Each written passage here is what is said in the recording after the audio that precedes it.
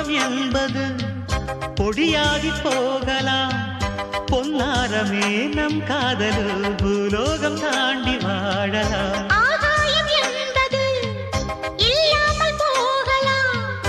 ஆனால் நம் நேசமே ஆகாயம் தாண்டி வாழலாம். கண்ணீரில் ஈரமாகி கரையாட்சி காதலே, கரை மாற்றி நாமும் வெல்ல கரையேற வேண்டுமே.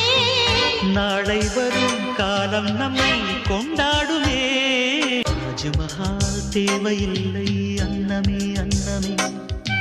காடுமலை நதிகள் எல்லாம் காதலின் சின்னமே.